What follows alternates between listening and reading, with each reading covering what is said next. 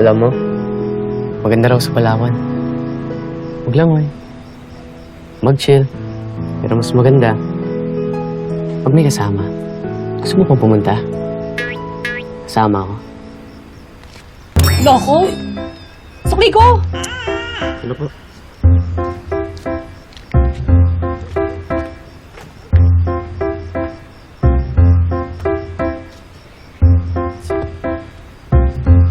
Seryoso ka ba pati yung customer natin, pinopormahan mo? Tinetesting ko lang kasi.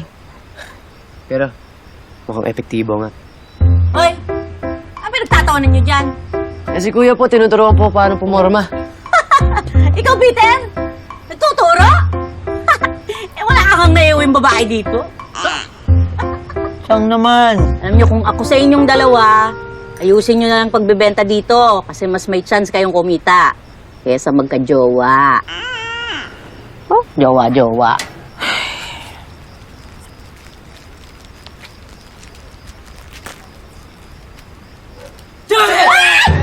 Magsipasok nga kayong dalawa dyan! Namuo kayo! Pasok! Pumasok! Alam mo, hindi ako naniniwala na wala kang boyfriend. Wala nga. None. Nada. Imposibleng mangyari yun eh. Why? Dahil maganda ako? I already know that. But seriously, alam mo, ngayon lang ako nakipag-date ulit. Kahit matagal na kaming hiwalay ng ex ko, mahirap makarecover. Kaya ba nandito ka sa Palmora para makalimot? That's the plan. Pero parang hindi ako tinatantanan eh.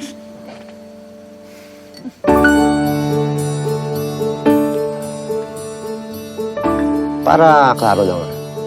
Ito bang date natin eh, laro-laro lang.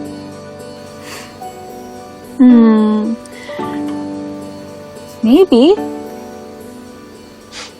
Alam mo, sabi nga ng friends ko, there's a lot of fishes in the ocean. Malay mo, dito ko mahuli yung big fish. Alam mo, wait ka lang. Ikaw, puro na lang ako yung pinag-uusapan natin. Nakalkal mo na yung buong past ko. Ikaw naman. Gaano ka nakatagal dito? Matagal na rin. At in love na ako sa lugar. So naisipan ko na tuloy tayo yung hotel.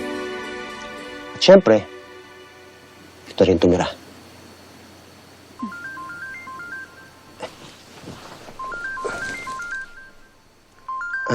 Excuse me lang tumatawag yung boss ko. Yeah, go.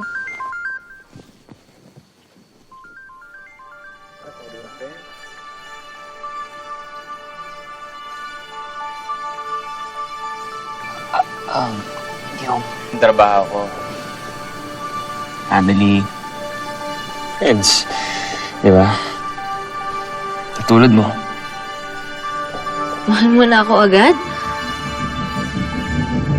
Totoo mo na yata eh. Di ba nagpe-pretend lang tayo? There are some things that you cannot pretend, Joey. Anyway, wala ako na mag-CR.